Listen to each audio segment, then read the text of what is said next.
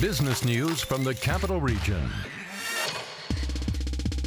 This is Washington Business Report with ABC7 national correspondent Rebecca Cooper.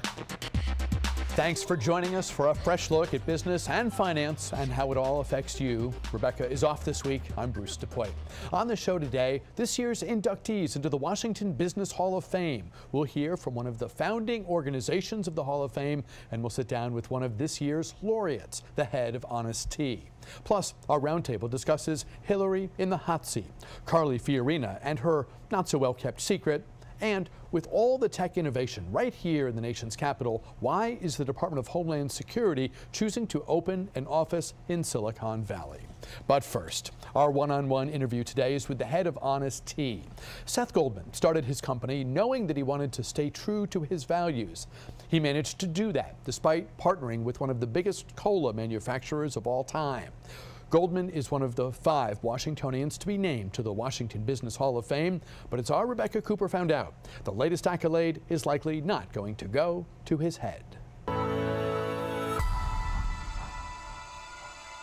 Welcome to Washington Business Report, and congratulations. Thank you. The Hall of Fame, an inductee this year. How did it feel to be told that at such a young age you're being inducted? Well, it's very gratifying. Obviously, we're committed to this region. I started the business out of my house here, and so to be recognized by our local community is really appreciated. Let's do the quick summation of Dukakis volunteer to changing the world with beverages. So it started being an activist, and I was politically active in college, and then after college I worked on the Dukakis-Benson campaign.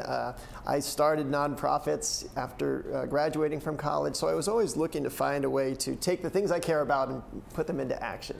And I think the surprise for me was that it led to a career in business, because at least in college, that wasn't where I thought change happened. I thought it was through politics, maybe through law.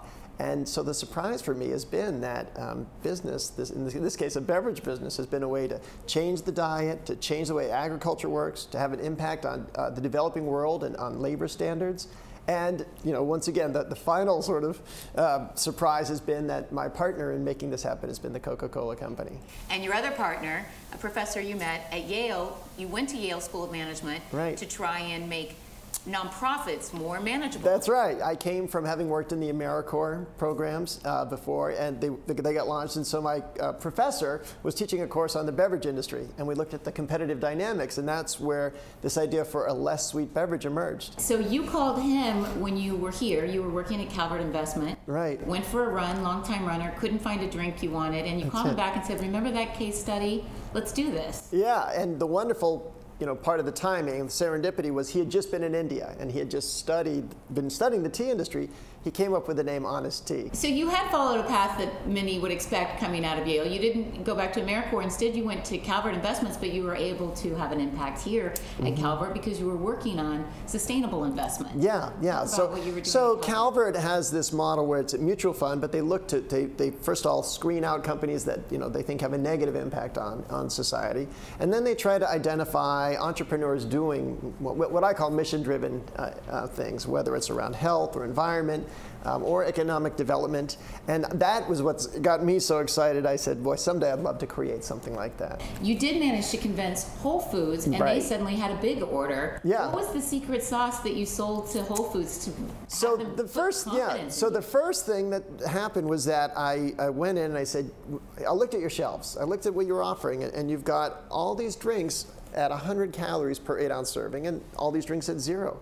But there's this huge void, and I know I'm missing that drink in that 15 to 30 calorie range. There's got to be other customers, and the buyer understood that. And I actually I'll show you the bottle. This was the bottle that I brought to Whole Foods, and as you can see, it is an empty Snapple bottle, and we pasted labels on it. And I brought this to the buyer and said, I want to sell this in your store. And so the buyer tasted the product. He understood the void that he had on his shelves. Now, whether or not there was a real opportunity there, that was, only the consumers would tell. Well, so they had a big order. What was the size of the order? Well, 15,000 bottles, which for them was a normal order. For us, it was an enormous order because it was 15,000 more bottles than we'd ever made. So I want to talk to you a little bit about being a Washington-based business. Yeah. You are right here in the heart of Bethesda, Maryland, but it's not some corporate looking office. You walk up the stairs, you get to kind of a funky, it looks like a health food store. Did Coca-Cola say, no, if you're going to be with us, you got to go big or go home? Well, so there's two funny parts about it. First, when we started the company, we had this investor from Boston, one of these investment bankers, come in, and he says, well, I like your brand, I like what you stand for, we think you're tapping into an opportunity, but you can't have a Bethesda address. Why don't you set up a P.O. box in New Hampshire? Really? Yeah, and I said, well, first of all, that's not honest. And second of all, because he thought New Hampshire would look had more that cachet of, the the natural foods. So I said, number one, that's not honest. Number two, why can't Bethesda be a place where health foods emerge? I mean, it is a conscious community. We have the most educated population, in the country, sort of per capita. And so. But the real reason was you had a wife and it was my home. Yeah. And then when we brought Coca-Cola in, they came to visit us the first time, and they came early in the morning before all the employees were here. We walked them through, and they said, well, we really want to see is where your R&D happens, because we brought our products that are like won prizes from health magazines, gourmet magazines, natural foods magazines, and we walk them into this kitchen where we make everything. We develop all our products in this little kitchen, and they said, yeah, but where's the products? Where do you develop them? I said, no, this looks like your lunchroom. I said, it is our lunchroom, but it's also our R&D facility, and it's been so funny because we've continued to develop from here. So the Hall of Fame award that you're going to be receiving is from Junior Achievement. They're the ones who sponsor the Washington Business Hall of Fame, and they're big believers in passing on that knowledge to the next generation. Yeah. You've got a next generation. Tell us about your family and how much they're showing an interest in possibly following Dad into the beverage business. So I have 3 sons, and they really do inspire me in so many different ways. So first of all, our whole family is vegetarian, but that came from our oldest son, who was just really questioning, our diets and the way our impact on food. And it's true, obviously, vegetarianism has a much lighter environmental footprint.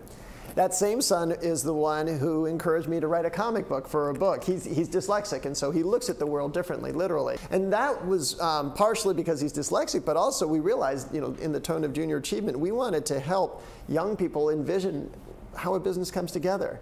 And if you were to put a 300-page text in front of a group of high school students, most of them are going to find other things to do. One of the things that seems to drive your passion is you truly believe that tea is a product that can change the world because it's healthy, but it's also consumed by wealthy countries but grown in poor countries. Yeah. So you're a big believer in where you're buying your tea from. Yeah, and as much as I admire charity, this business isn't a charity. I mean, what we're doing is being able to support communities that are some of the poorest in the world, and just through our business practices, we're able to raise the economic standards in these communities. And this is a business relationship. We buy tea from them. And obviously, when we buy that tea, we're creating jobs.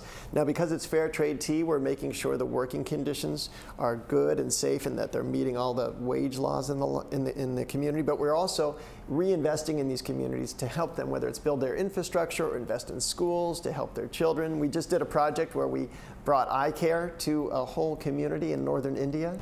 You helped me redefine my idea of an entrepreneur when you once described that you feel like some of your entrepreneurial passion came from your parents who are professors. Yeah. You pointed to your father, yeah, who's a professor of Russian economics. He's taught at Harvard and Wellesley. But you said your dad is entrepreneurial in that he was always creating new educational programs at every institution. And charitable programs. So to you, anyone who creates is an entrepreneur. Yeah, that's really it. It's certainly not defined just to business. And I still don't think of myself as just a business entrepreneur. So what did you learn from your dad about being an entrepreneur? First of all, that so much of it can be driven by a person's passion, and a person's optimism. So he would create these programs out of just, so he'd wake up in the morning, he'd have an idea at breakfast, he'd talk about it. By the end of the day, the steps would already be in place. And so this idea that, yes, you can always do more planning, you can always do more study and analysis. Sometimes you just got to get out there and do it, and you'll understand very quickly, where the challenges are. Well, for a guy who was just an earnest Dukakis volunteer and then found himself thirsty after a run, congratulations on all that you've achieved. Thank you. Thanks for joining us on Thanks so much. Business Report. Thank you.